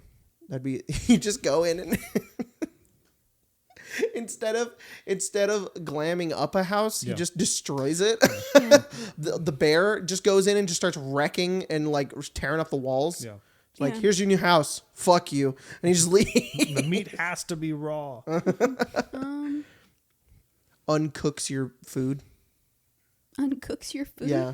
Mm-hmm. I don't know. I don't have an answer for that one. Abris would have a really cool cooking show. There you go. Yeah. Zonkers for Honkers. What a great name. If you could go on vacation to any realm or location in the Forgotten Realms, where would you go? What would you do while you were there? I don't want to go to the Forgotten Realms. I'd fucking Same die. Are you Fuck kidding? that. Fuck What? that. Somewhere that no one knows about, where nothing happens. Somewhere. I would totally hang out in Waterdeep. No. That's You're a good one. crazy. I'd get blown up or die of some weird disease. I think you are more likely to die in LA than you are in Waterdeep. No way. Yeah. Dragons can't even enter the city. No, but a fireball can. Yeah. So?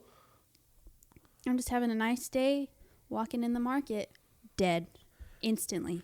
I genuinely think that you'd be safer in Waterdeep than you would any modern city. No. Yeah, you totally would. Anything. Name any spells?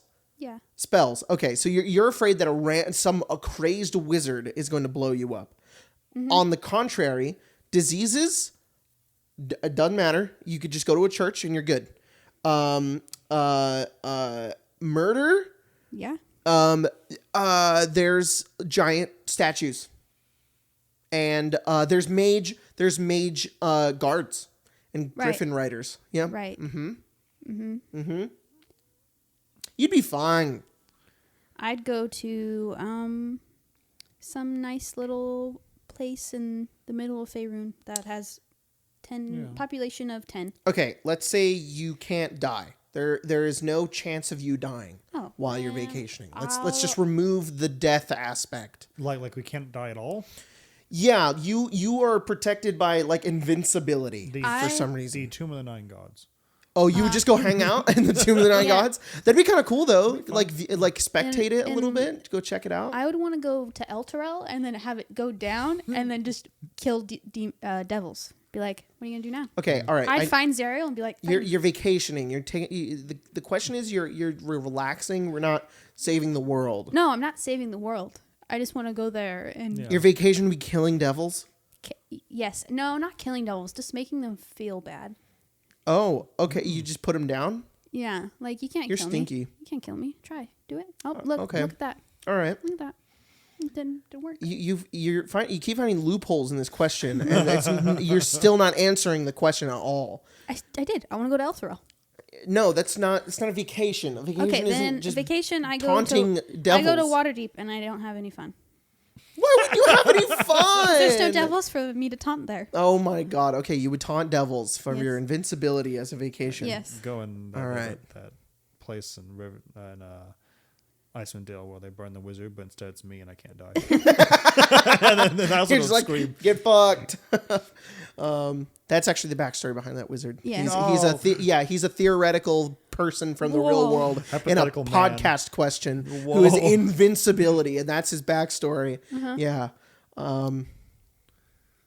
True fragments. All right. What about you? I would either want to see a play from Waterdeep. I would want to visit some of the taverns in Baldur's Gate. I would want to jump into the yawning portal, and splat at the bottom. It's splat at the bottom, but I'm invisible, so I can't.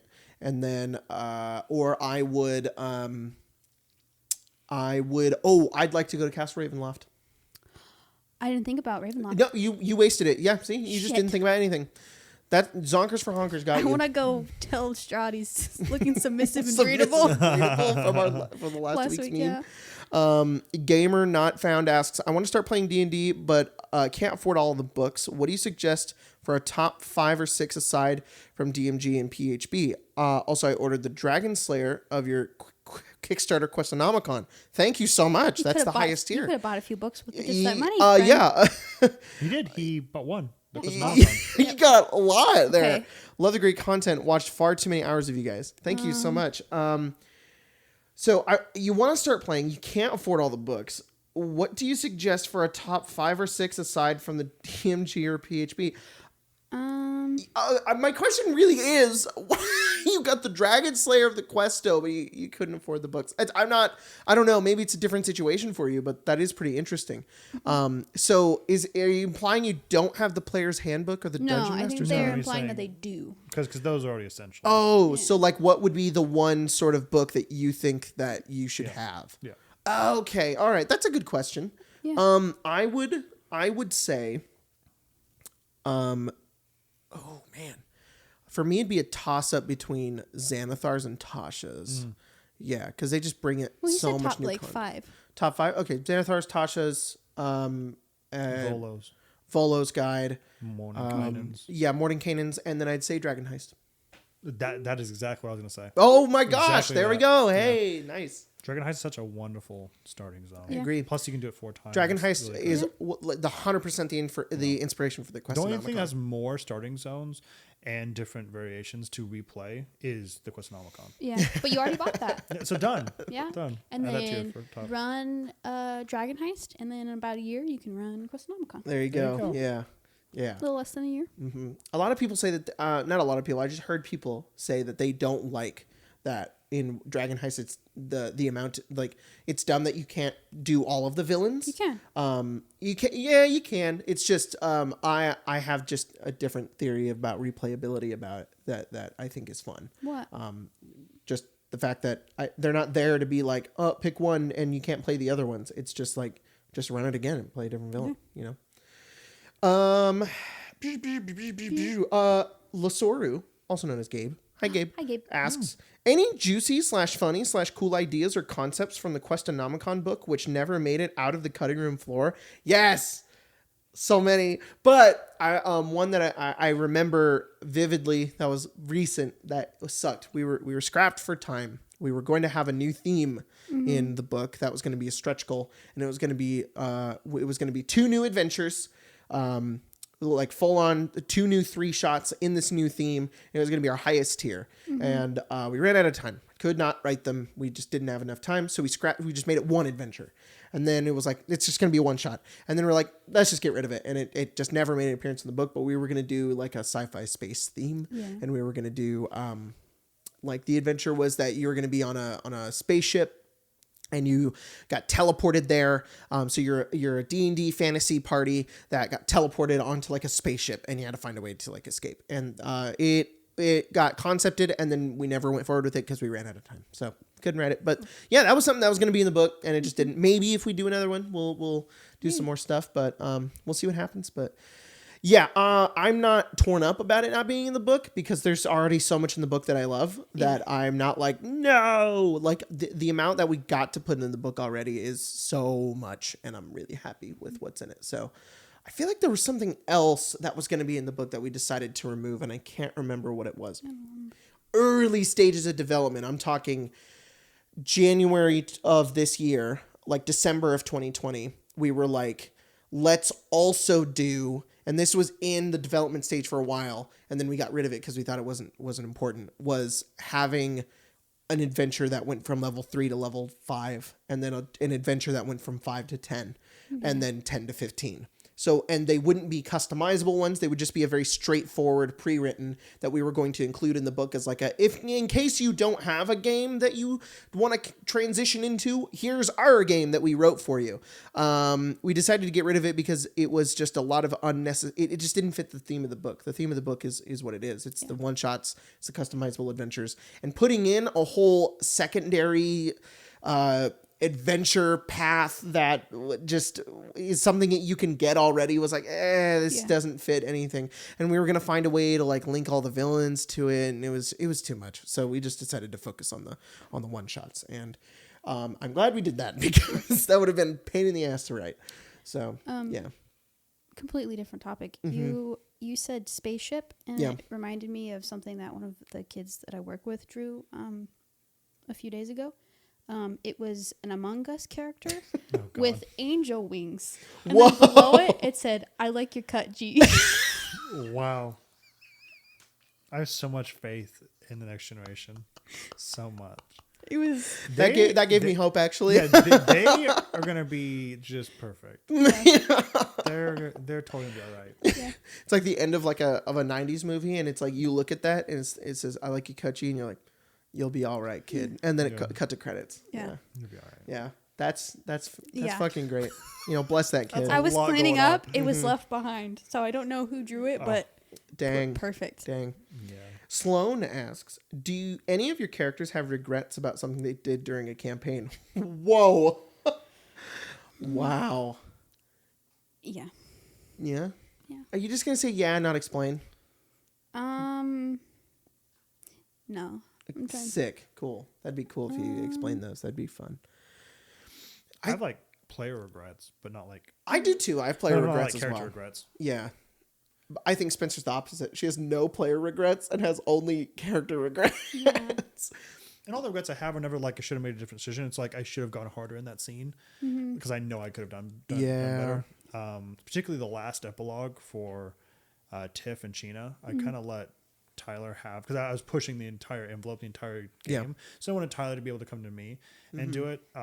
And they did for sure. But there was, I feel like there wasn't enough. I think would have been true to what Tiff was. I was constantly trying to like pull her back. I should have been a little more true to her. But to be honest, that's like such a small beans thing anyway. Definitely. I feel like in Sunder, towards the end of like Olivier's arc, Vincent was just very, very mean to her, and then she kind of left and then ended up dying for like what they were trying to do. Yeah. And I think he just regrets that. Damon probably regrets not being there for Farron more. But it's one of those things where like he didn't realize it until he got where he was now. And he wouldn't have known about it until he is where he is. Mm-hmm. He tried too much to understand Farron instead of be somebody for him. And he hasn't realized that until now. But he never would have realized it. So that's probably something he regrets. I think he also regrets...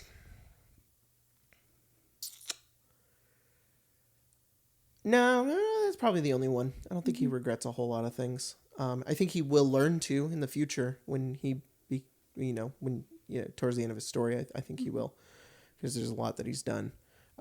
We were talking about how my backup character for Avnia, I now have my backup character. Mm-hmm. If Damon dies, Pythias goes, execute order 73. And then he stands up and becomes a Warforged. And he goes, and he just goes, oh, that's so my creator has good. died. My full functionality is unlocked. I want to play a Warforged with a goat head. That's just Pythias. That'd be so fucking cool. Yeah, that's so what I want to metal. do. Mm-hmm. Oh, that's a really I kind of hope idea. Damon dies now just so I can do that. You can just rip him out. Yeah, heart attack, brain aneurysm.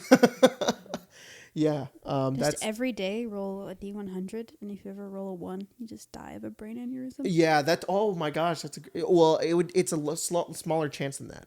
It's not a 1 in 100 chance. It's like a 1 in... What's the chances of getting a brain aneurysm? We'll put it into dice. Craig's like, shit, it's 1 in 50. Whoa. Okay. That's a weapon, sir. So did you just go put on my shirt? Yes, I was cold. All right. It is very hard to find out the percentage because apparently It's how weirdly high. how Can you not do that? How aneurysms work. This works a little differently. In the United States, it's estimated 6% of the population have them. Okay? Wait, so you can have them before you have them? Yes, this is what I'm figuring out slowly. Is that up to 6% of people in the U.S. have an aneurysm in their brain that isn't bleeding.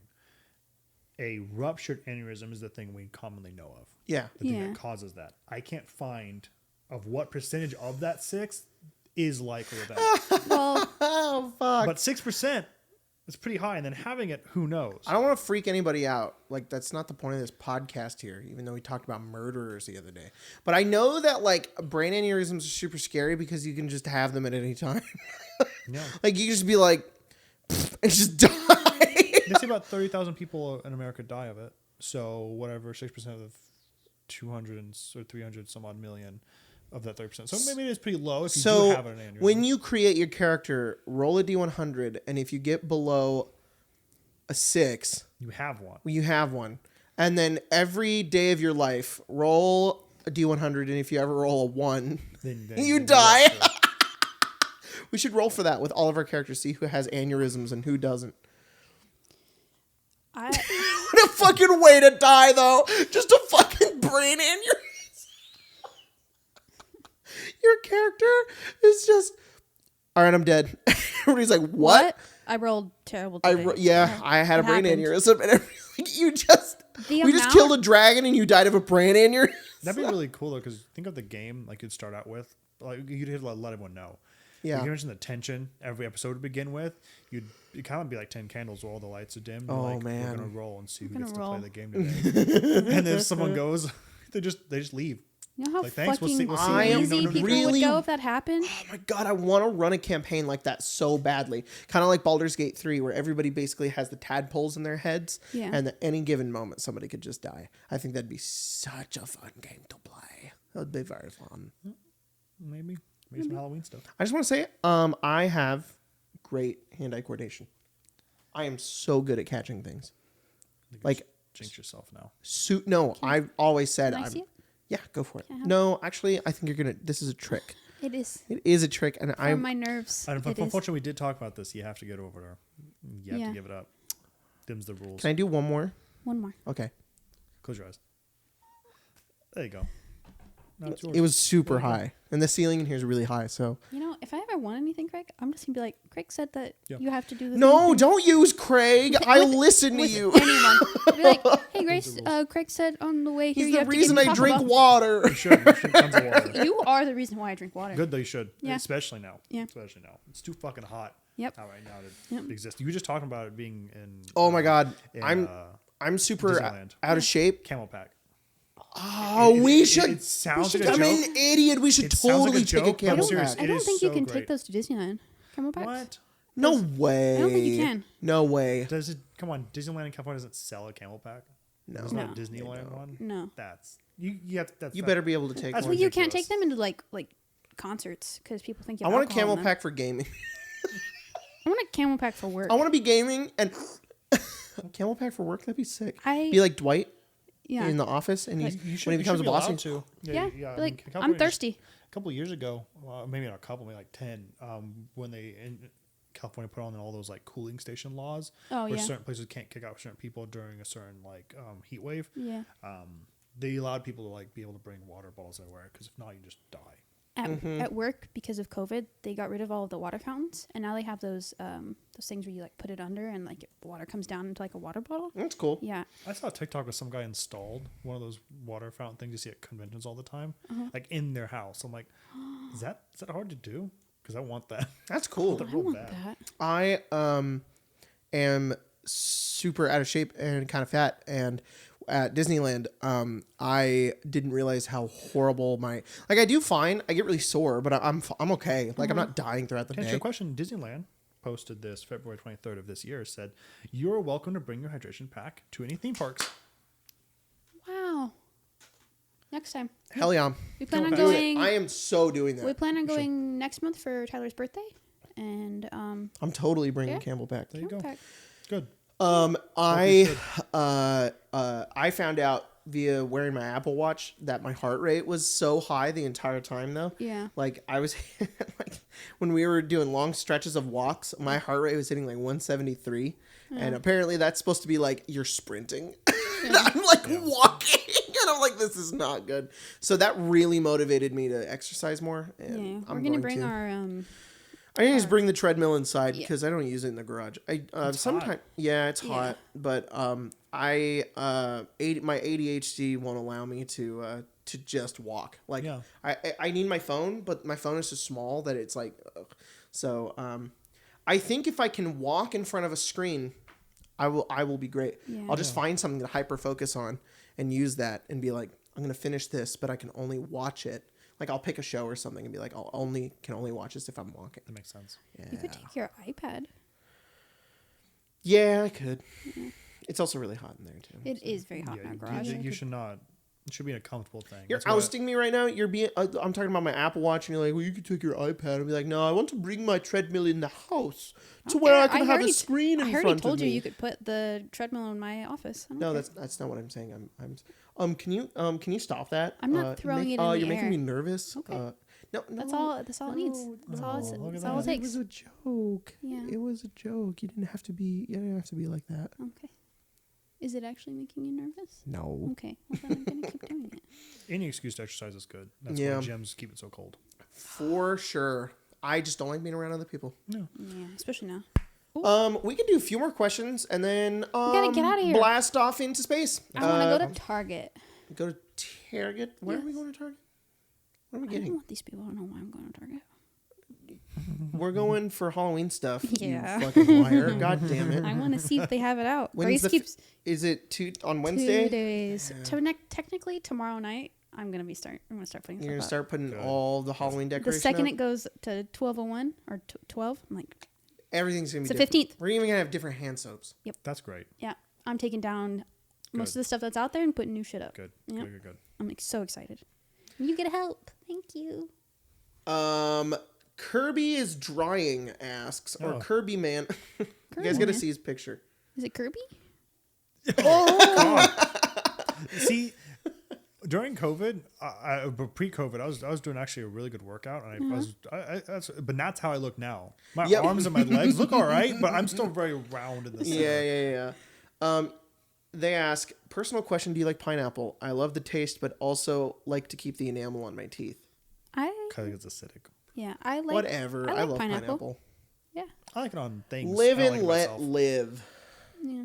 Or is it live and let die? I think it's a song. Or is it YOLO? I don't know. Or is it? Pineapple is good. Yeah.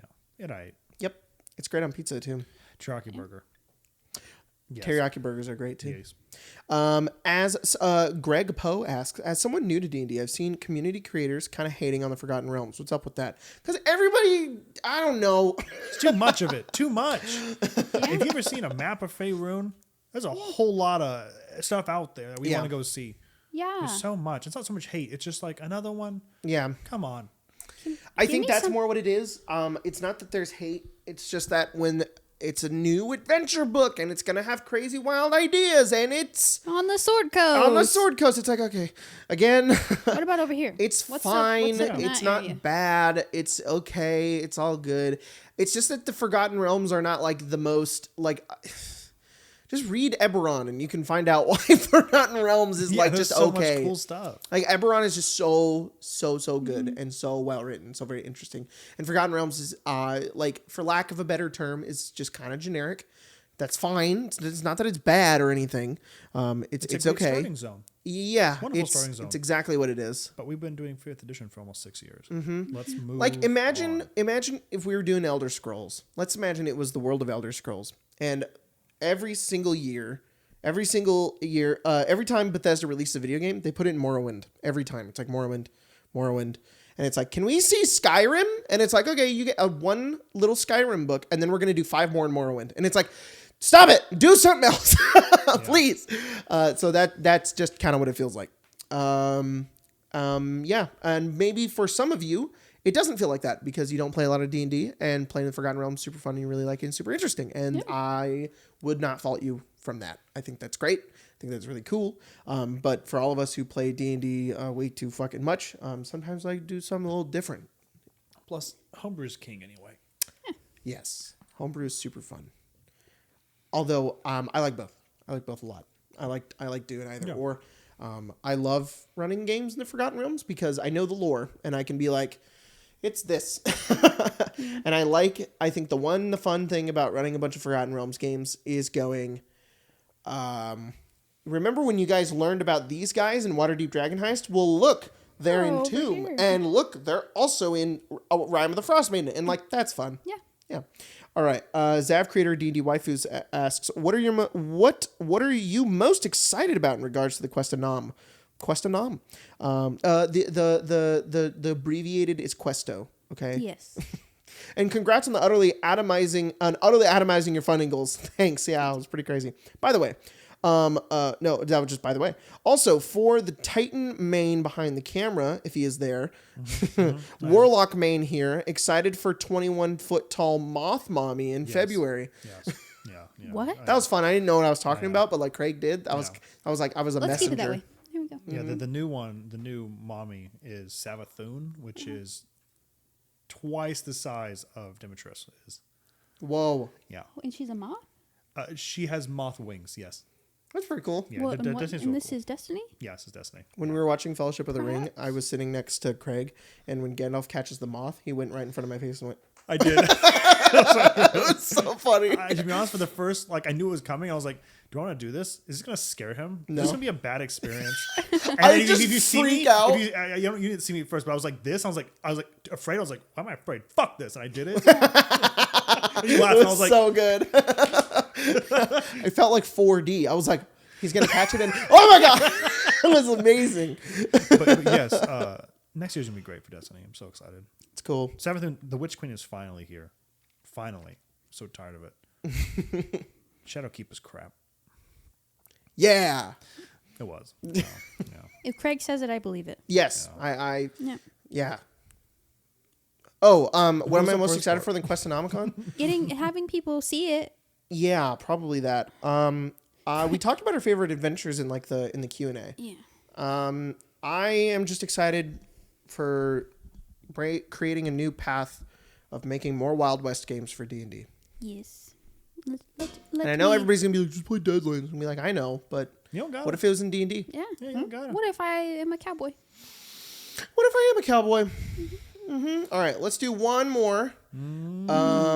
Okay. Whoa, that's a good question. I'm kind of reading through them to kind of see. Yeah. That one. Somebody sent us a picture. Is it appropriate? Is it appropriate? Somebody apparently got a lot of nice shirt thanks. They're pretty good. Yeah. Very nice. So I you want can go another look one, at but I those haven't thought of in the Twitter. They're pretty good. I need to come up with a. Somebody asked. Caitlin Rose asks hypothetically, how long can Jacob talk about Fallout? Long time. A whole podcast. I think I could talk about Lord of the Rings more than I could talk about Fallout. The obsession is shifting. He talked about it yesterday. He was playing Fallout, and he's trying to get all the achievements in Fallout 4, and I've been helping him look for bobbleheads. I'll be like, okay, one is here, and it's in this area, go there. Mm-hmm. And he finally got the achievement. He got all 20, and then he was like, oh, no. I was like, what? Did we forget something? And he was like, no, I feel the obsession shifting. Tectonic plates in my brain. Yeah. It's like, well, what Galadriel says at the start of Lord of the Rings? You quoted that, and I was like, oh, boy. Yep. I feel Grave is feeling like it. shifting. I don't play Roblox now for 6 months. Oh, my God. Some real strange Roblox called Penguin. Roblox, I think every time I peace. think about Roblox, it makes me a little depressed. I don't know. I don't know what it is. why. Every time I look at it, I'm like, I've never seen it. I want to. That's not the oof sound. The oof know sounds that. funny, but that's about it. Okay, Weasley65 asks our final question: how does Spencer's GMing style differ from Jacob's? I'm bad at it. Wow, what the fuck? All right, that's not true. I don't do voices, and I get really sweaty. So as someone as someone who is not Jacob, I also do voices and also get very sweaty. Yep. So that's actually fun to talk about the differences in GMing styles, because there's things that you guys do that I don't do. I really like to draw maps before, and I really like minis to be accurate. That what you do really well is you are way more prepared than I am. You don't stumble as much as I do. I tend to not be as prepared. You use handouts, yes, but also you're always very quick with your information. Yeah. So whenever there's something that somebody needs to know, you're like, I know this, I know what it is. And if there's a rule, if there's a thing, like you've got it down. I'm normally like fumbling to try to get it, but you make sure you're really prepared. Yes. That's something I don't do. And Craig is way better at descriptions. So good at descriptions. You'll be mesmerized sitting at Craig's table. You sit down and he'll start the game and you'll just be like, I don't want to play. I just want to hear you talk the whole time. Like that's it. So that's I think that's probably the biggest differences. So I'm sitting here like the guy, he's over here and it's a square and he's evil, kind of. I don't know. Jacob, what's this rule? I don't fucking know. So that's kind of. I'm just yelling constantly, and then sometimes do funny voice, but no. Mm-hmm. With our powers combined. Let's just meld together like they do in Steven Universe and become the ultimate deal. We forge together, just dead ass become Matthew Mercer. We're just like, whoa. How did this happen? Yeah, it's pretty good. Okay.